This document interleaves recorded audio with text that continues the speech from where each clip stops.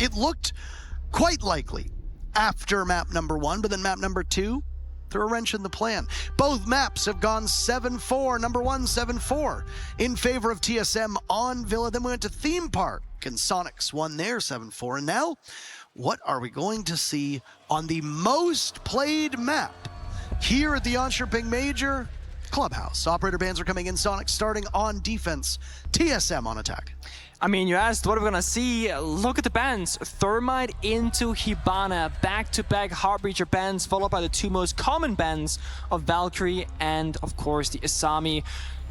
It's not uncommon on Thermite to have either a Hibana or Thermite ban, but having both in the same game, you're now limited to Ace and Maverick.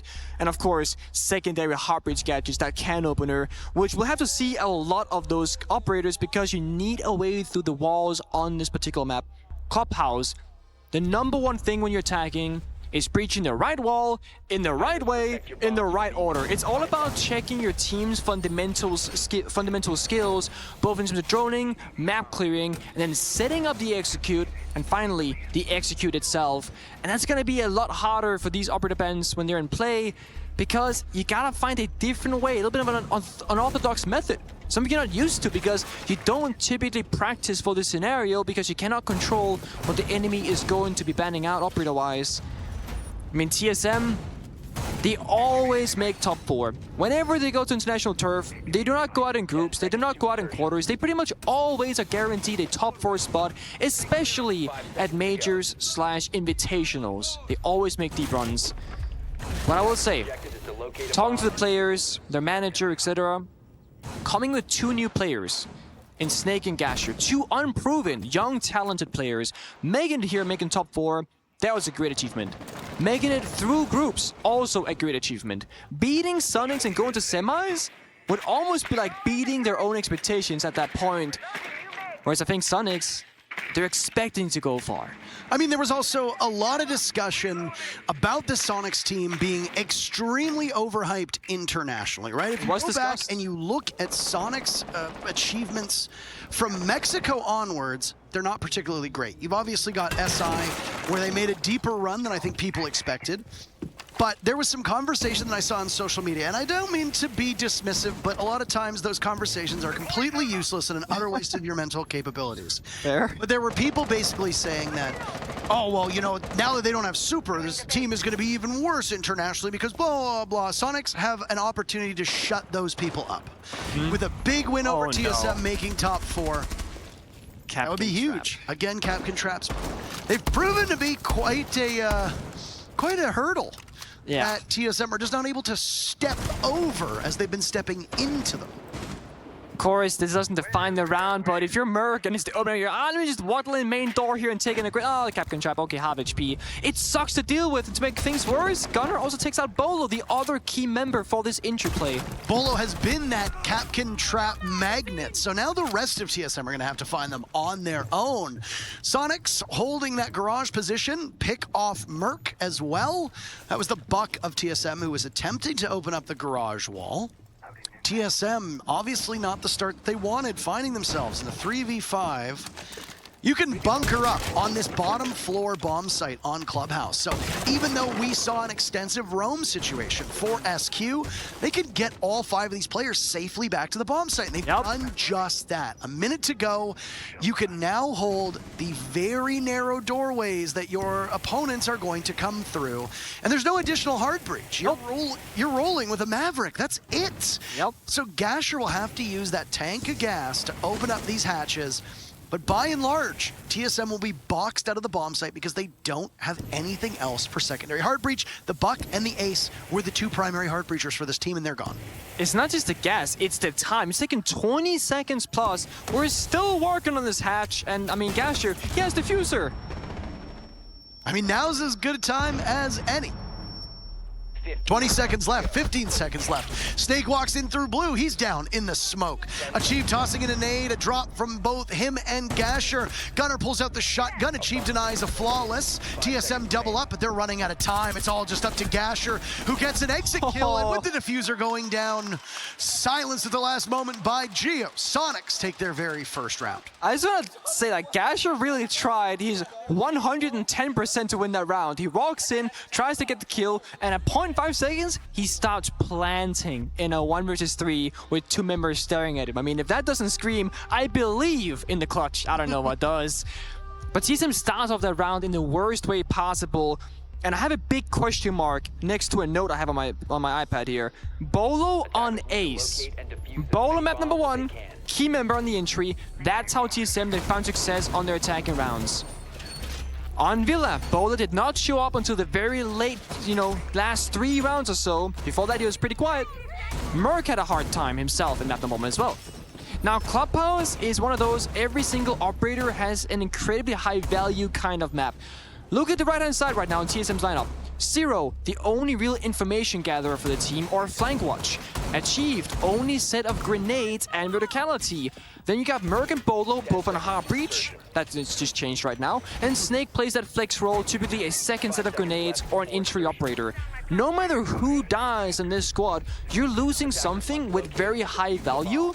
Which means Soniqs, they can just play really aggressive. Rexon, he can go for a spawn peek. If you kill any member, you're laughing all the way to the bank and you're taking that map for free, or that round rather, for free. There were some changes last second. Bolo has been granted a little bit more freedom on the floors as Gasher takes on that hard supportive role, and I think that's the right play. We need to try and enable Bolo the most if you're TSM, whereas on Soniqs, you just focus on Rexon, Kansen, and Grixer to do their thing as always. Gunner, he's been showing up very well so far, especially on Theme Park. I'm not worried about him at all. And Geo, I mean, he plays support, but he has the most kills both now, and he was 3rd highest in kills on Theme Park despite playing Monty for like 4 or 5 rounds. Maverick has been a staple for Heartbreach, and why is that? Because Hibana and Thermite are banned. Yep. There were days where Maverick would dominate Clubhouse, being able to open up some of that escape tunnel / dirt, being able to open up hatches. If there were troubles with bandit tricking or Kaid claws or mute jammers, you could use a Maverick to open up that main breach leading into CCTV and also to Jacuzzi. CCTV afforded you a little bit more flexibility because you could have the other back window that could see if someone was bandit tricking or if there's an electric claw in that area or a mute jammer as well. Jacuzzi can be a little bit tougher to open up because there's no soft breach underneath it for you to destroy, whether it be a claw jammer, etc. Well, you're all right. The thing about Maverick is that in the latest patch, 3 months back, he lost his grenades. So playing Maverick is actually rather low value, but you have no other real choice right now than to just bring him most rounds. TSM made great work this round. Jacuzzi breach opened up, window pressure as well. Snake below this main staircase flank could be the difference maker. Gunner was trying to be a sneaky boy, and Achieved says no sneaking for you at all. He says, I'm very sneaky, sir. Aid from below, hits Kansen, does a lot of damage. Follow up. Yep. It's Mark. Kansen down for the count. Merc, the first one for TSM to bite the dust, but not yet. He's just on death's doorstep, but he's allowed in. Entrance granted by Rexon. Achieved goes down 2. Soniqs find quick kills, and a 3rd as well as Grixer brazenly peeks the logistics hatch. Diffuser is now on the roof. 40 seconds to go for the last 2 players for TSM to find it, but I imagine with the HPs on Soniqs, TSM will go for kills instead. Bolo thinks that there's one nearby. He meets the Alda of Geo, leaving Snake in a 1v3, 1v2. It's gonna be a 1v1. Look at the HPs of Rexon and Geo. Just a single bullet. Snake has 14 left before a reload. Those numbers will continue to go down. Shrugging off some of that damage from the Alda. Pistol out. Geo wins that engagement. So good on these defenses. Yup. SQ starting off Clubhouse 2-0. It's a very, very difficult position for TSM to start off. 0-2. You had a 5 versus 3 with members of SQ so low on health. Geo coming in to essentially replace Super's role of playing that supportive role, the heartbeats, etc. Geo brings a ton of experience as an individual player, but he also brings this very stable foundation that Soniqs can rely upon time and time again. When we speak of top tier teams in the world, we often talk about stuff like BDS. Why are they so strong when, again, really strong fundamentals and anchor positions from someone like Brede? When G2 was in their prime, they were also known for strong anchor players. When FaZe won the major, they had also, like, every single team who's basically found success of the history of Siege has had a really strong, consistent player that just always is there when something else goes bad. Geo has really been that player for Soniqs on all 3 maps so far, whether it's bringing the Montium theme park, being one of the last members alive in Villa, even though they lost the map, and then now in the first 2 rounds, he's 4-0 as a support anchor player, holding the bottom side, keeping that alive, finding kills, and just, you know, playing down the clock, essentially. And again, because he's so consistent and so reliable, it allows the other members that we see right now, Grixer and Rexen, to be overly aggressive, because even if they fall, the no Geo is there to pick them back up. Doc actually being played from Grixer, an upgrade that has gotten buffed in that mid-season patch.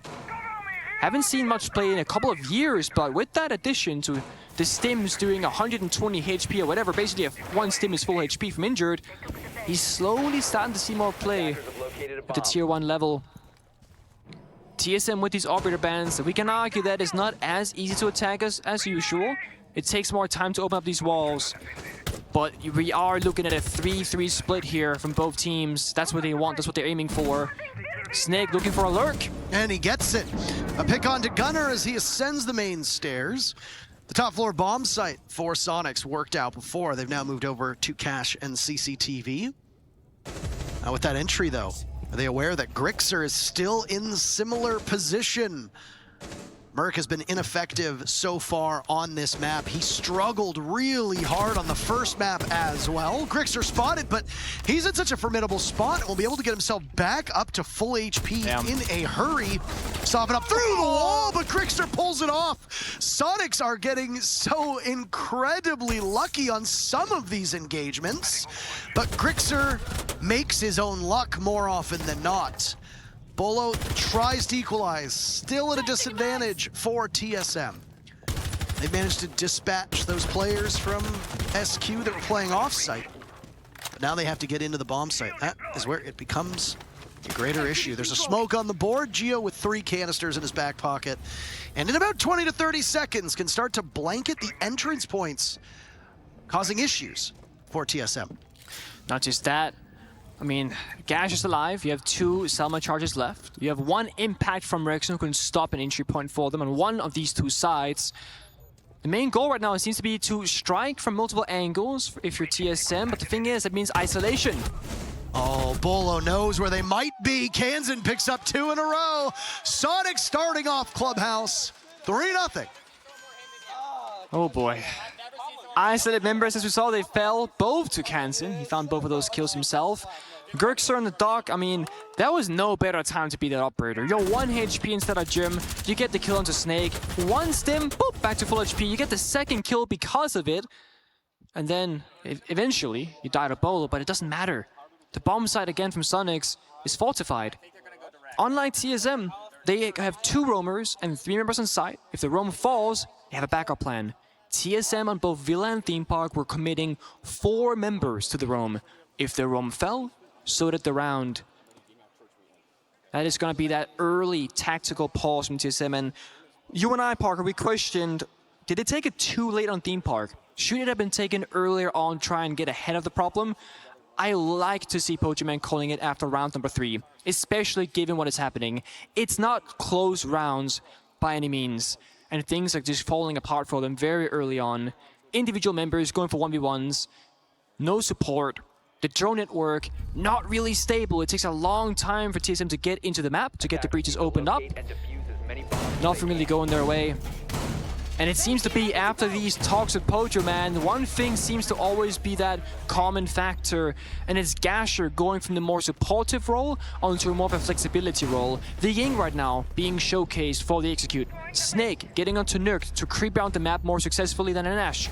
Merc getting off in Heartbreach of Maverick to get himself enabled on the map in those fights, because Merc, he is that spearhead for TSM typically. And while he has had a top time in this quarterfinal, putting him on Maverick where half the round is going to be painting a picture in a wall trying to open it up, it's not the ideal situation. And this is where some teams, they struggle on Clubhouse, because you need a certain amount of operators that do a certain job, like hard-breaching walls, but you don't necessarily have every single member of the team being flexible enough to successfully play those roles. And that's not just TSM. Most teams have that problem. That's why we have people who are locked into a support role. Some players are locked into an entry role. I like the fact that TSM are trying to change things up, especially now that we're halfway through their attacks. Something has to change. This could be the answer. Also, Capkins on the board, so let's keep our ears and eyes peeled and keep the count up. Well, the Capkin back in round number 1, if you recall. There was a Capkin trap that was activated. Bolo is that EDD magnet, as we've talked about, finding all of those 5 EDDs along the way. For those of you that might be returning to the game after Capkin's buffs, there have been a lot of changes to him. There'll be a change to TSM as Bolo doesn't get to play the round at all. The Selmas have at least somewhat gone off, but Bolo is having a really rough start to this matchup. Focusing on him and the Capkin connection. 5 EDDs for Capkin. They're not fatal any longer, but you can attach multiple EDDs to the same doorway. So if you've got 5, you can still cover 3 doorways, but you just put 2 on 2 separate doorways and then a single trap on the other. Without Bolo and Merc on 0 kills, TSM's 2 main weapons are at the moment quite quiet. Gives Soniqs, very similar to what we saw back in round number 1, time to get into the bomb site from the roamers who held so valiantly for the first 90 seconds. And now they can consolidate with all 5 down below and anchor up without that ace on the board. The only other hard breach comes in the secondary gadget in the hands of Gasher, and there's 1 more to go. That means that you're going to be able to open up 2 hatches. That's about it. That's not a great position for TSM to be in, irrespective of the numbers that they have. I also think a Chief just ran through a Capkin trap and stalked door, trying to rotate to get that diffuser because Bolo lost it earlier. He's so low on HP. He has to dance with the verticality on the floor, an impact grenade, a possible C4, and he thinks, you know what, I can't actually do this. Let's go main stairs instead, because Merc, he's opened up that church triple wall. It looked like when Grixer went back to the bomb site, it was over by towards blue. Achieve nades in. Snake follows up onto Gunner, but now they've got that attention. Is that a nade that gets tossed out? It might do some damage. A second kill for Snake. EDD claims 1 from TSM, a 2v2, but SQ ends up with the upper hand, leaving Gasher alone. He's still got 2 Candelas, and there he goes, but nobody's gonna swing on him. He misses out on the Capkin of Grixer. Suppressed weapon inside a church. The telltale pitter-patter. But Gasher will now have to relocate. Does he go for the engagement? He tries to get the diffuser. Rexon denies him that. Soniqs have taken 4 rounds so far. They are storming their way through this 3rd map. They are, and Rexon is the front runner of that, because he got that opening kill onto Bolo, again targeting the isolated members of TSM to gain an advantage. Then Soniqs, they slow things down. They just play the lead, let TSM do all those difficult things. The verticality, running on the map, picking up the diffuser, droning every single inch of the map for the roam clear, and then when the execute comes through, that's when they strike again. When that first Candela from Gasher went out into the air, that's when Rexon goes in the offensive. And he swings out, gets a kill, does damage onto the second member. And achieved, sure, he found an opening with a perfectly cooked grenade, but there's no real follow-up. The plant does not go down. That means that we have no stable ground to stand on, and things very quickly, they change. It was played beautifully by TSM. They even came in through blue. They had every single angle and area covered as they should, but they did not get the result that they needed, not that they wanted. It's 2 rounds out of 4 now, where they were very close to our victory, but it got snatched away at that final second. The Soniqs are looking very dominant on Clubhouse so far. Snake has really been the only player of TSM to show up so far. Yep. And he's not doing it in that primary engagement role either. A lot of Snake's kills have been these flex, almost rat-like plays coming in on a late flank, which are actually quite impactless in the grand scheme of things. Because while it's important that you have somebody who's not connected to the main push pick up these kills, your main points of entry are all failing. None of your players are getting those kills you need. Merc, 0 kills. Bolo, 1 kill. Achieved 3. Okay, not terrible. But still, there's work to be done here for TSM. Soniqs have been masterful so far on defense, and with 4 rounds in a row on defense, they have won this first half. Now, an early pick could spell trouble for TSM. Snake engaging in about a second or two on those red stairs, but backs off for now. Hard breach going out. Rexon is yet to die in this matchup. That is also something to focus on. He's the only player without a death to his name. And I caster cursed him. My apologies, Rexon. I'll take that one. Teams trade back and forth. TSM coming out ahead with Merc on the top of red stairs, picking up 2 quick kills. Cash and CCTV have been for the taking for TSM for about 20 seconds. They grab them, but now to transition over towards the gym and bedroom component. Diffuser in the hands of Gasher. Can he be escorted in? Merc really showing up with a double kill, and that's gotta feel good on his side because that's the Merc. That's how Merc plays when he plays his best. With confidence, storming in through a door, and just taking a gunfight with a drone. And it pays off to great effect, but now TSM, they've had this lead before on gym attack, and they threw it the last time around. TSM have 8 drones at their disposal, and over a minute to go. There's no real good reason that Merc is being so cautious by that logistic wall. They haven't been able to find the off-site players. Where is the intel here from TSM? Soniqs are punishing them perfectly because of it.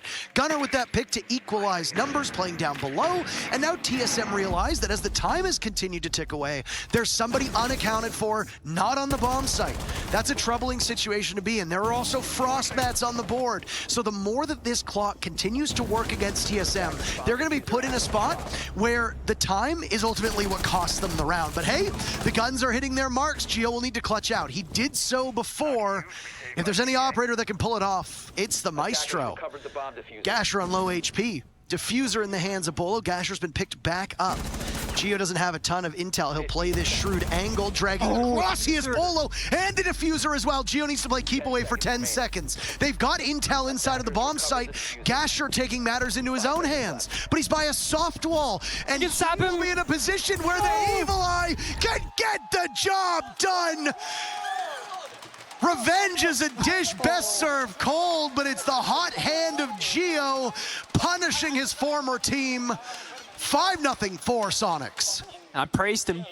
A consistent, strong performer, an anchor for Soniqs, always lasts alive, and he rarely loses those. I mean, he played the 1v2 perfectly. Top of main stairs, can either go right and go towards gym hallway. You're safe over there. You walk down the main staircase in case you find that initial kill, which he did, and play time.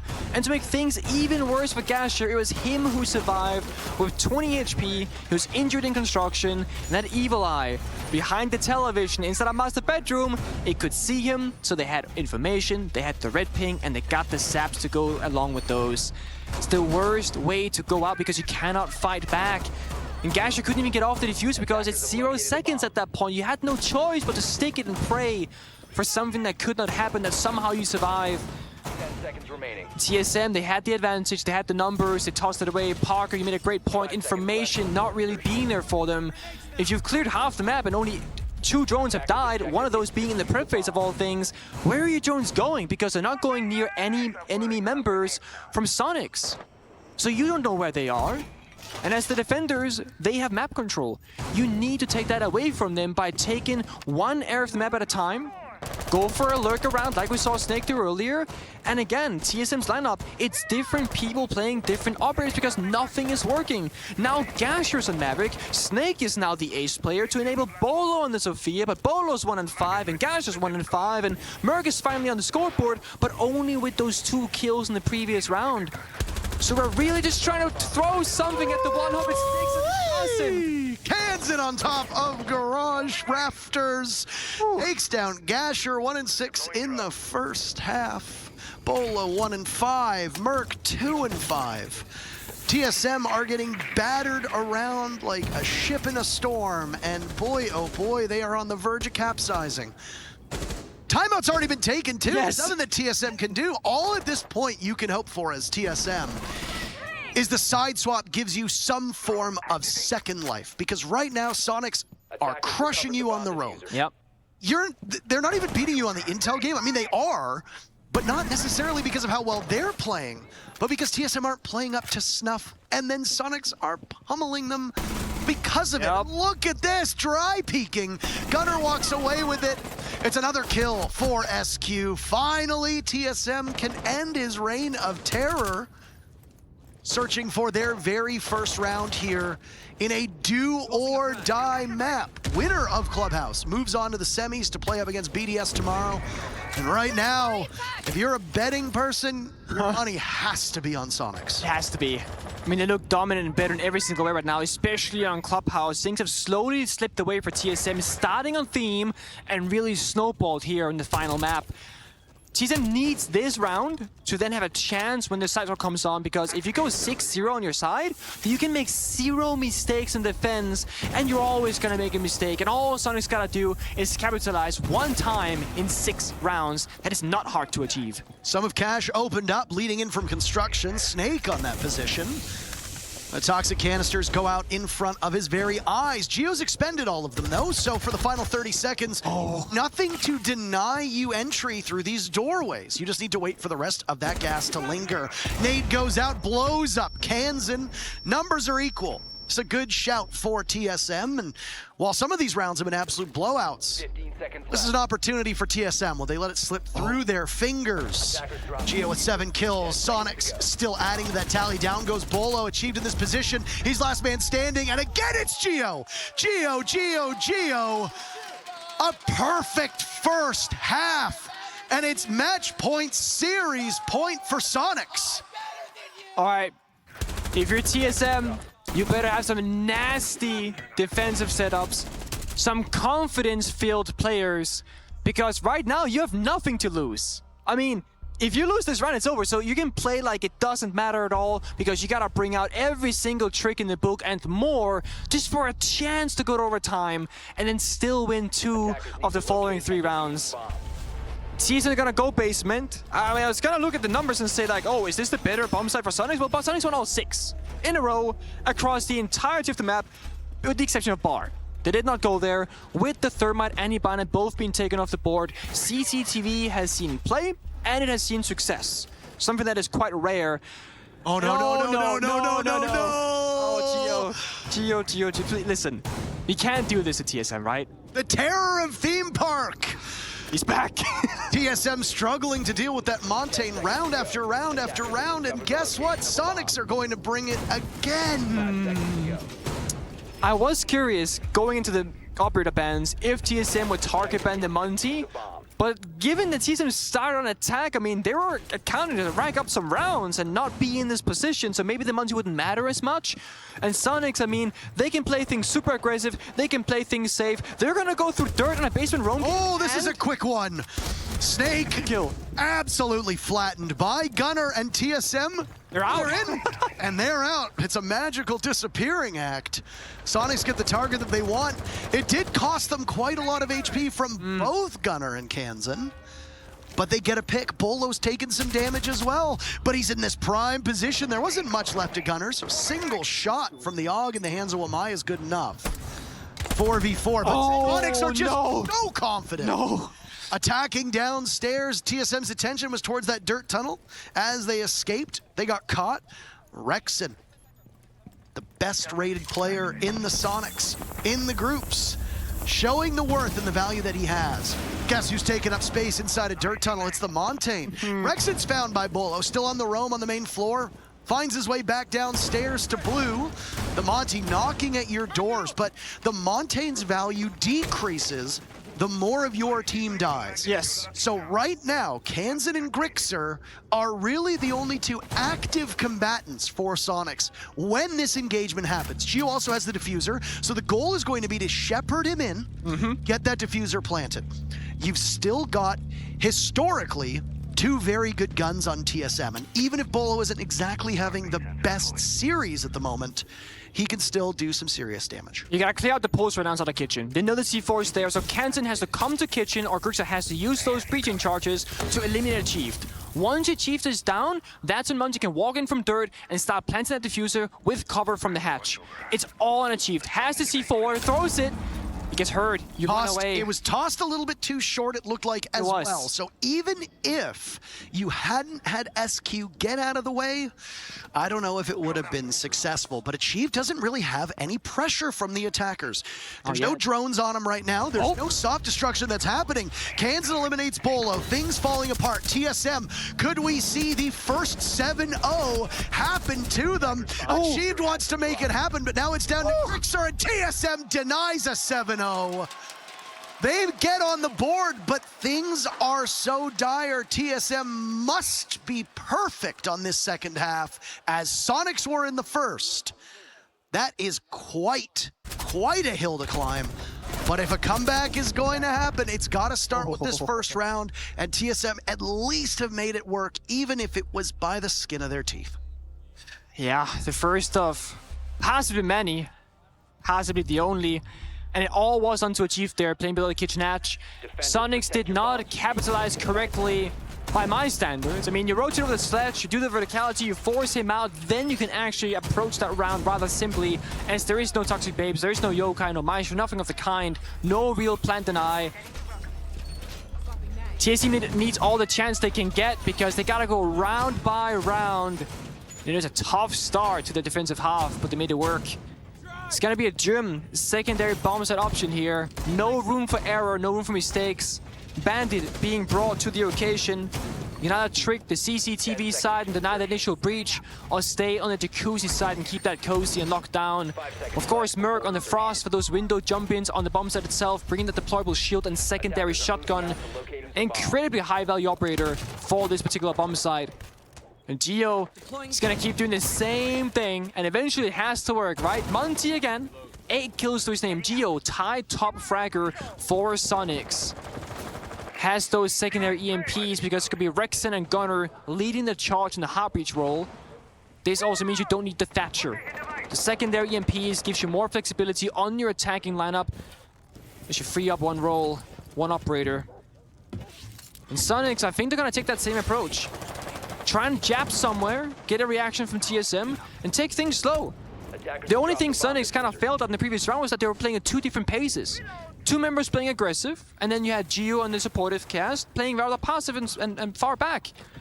So if we get on the same page like we did on Theme Park for the Soniqs attack, that's when TSM are going to be in trouble.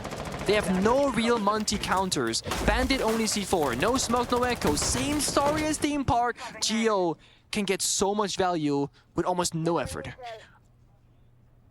General viewers seem to get quite unhappy when we use the term abuse to describe an operator. But this is Soniqs absolutely abusing Montaigne right now. Yes, I mean 100%. Not because of Monty as an operator, but because TSM can't seem to deal with it. Yes. And you have realized that there is a very significant weakness that TSM has. Their Achilles heel. And you're going to continue to abuse what works against them. And look at this, Bolo being hounded by the Montaigne. But there's great trepidation here. Bolo is still a threat at all times, and this is exactly why. Swiftly removing Kansan, Gunner drops as well. Grixer on the entry from down in stock. Tries to keep those numbers close. Gio is still in play, but as we said in the previous round, the fewer teammates around you, the less power that a Montaigne has. Gio has shown that he can make magic work with this operator, even when the odds are stacked against him. But it didn't work last round. And there were the last round of Theme Park, if I recall correctly. Didn't work either. Grixer laughs it off. Yeah. That's excellent. Could you imagine if that had been TSM doing Exactly. There would have been no laughter there. Oh.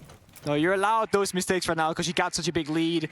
Soniqs, I mean, their own clinician didn't work out, but the catch on the rotation worked greatly for them. Now Gio will lead the charge in. No smoke in its in pocket, keep that in mind. They have to brute force this with no line cover. You see what they can make work. There goes the frost mat by the window. It allows for a hop in towards weight room, gym, whichever you'd like to call it. Soniqs have realized that the problem lies over towards logistics. And now Gio will go for the plant. Achieved is there to greet him. SQ comes out ahead in that engagement though. It's Snake and Achieved to just try to ride this out. SQ need to get in and do some serious damage, and they won't do that. TSM now streaking on their own. 2 in a row, and every single round that TSM wins is a few pounds of weight off of their shoulders and onto the shoulders of Soniqs. The crowd that's here is trying their best to get TSM into this matchup, and it seems like, at least for these 2 rounds, it's working. Yeah, so far. I mean, the last 20 seconds of any of these defensive rounds from TSM, you gotta be holding your breath. It comes down to a 1 versus 1, a 2 versus 2, a 2 versus 1, etc. And it's anyone's round for the taking. Soniqs, again, one tiny mistake costing that 3 versus 3. The gym window was still castled by TSM. Therefore, the bomb cover wasn't there for Gio. That eventually was why he fell. You need 1 member to plant and 2 people to cover various angles, so Gio had to be the one planting because he's the Monty. His gun doesn't really work for a plant cover, just being that pistol. And TSM 1 round at a time, slowly making their way there. Of course, Achieve leading the charge, 12 kills to his name. He is forced once again onto that bandit operator. The great thing about this bandit is that you don't have to do an active duty when it comes to tricking necessarily. You can put them down like he is right now and free yourself up to be a roaming gun with a C4 while still applying value to the team by having those bandit charges placed down. The Dokkaebi from Gio now, off the Monty, is in play. TSM have banned Dokkaebi in more than half their games at this major throughout group stage. They clearly do not like when teams bring this operator, and now it's on the board. Kansen.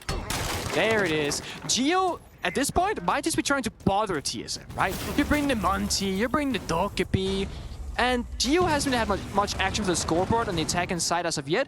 He's still on 8 kills. And Gunnar takes out Gasher, who's already in a bad position, punished for it.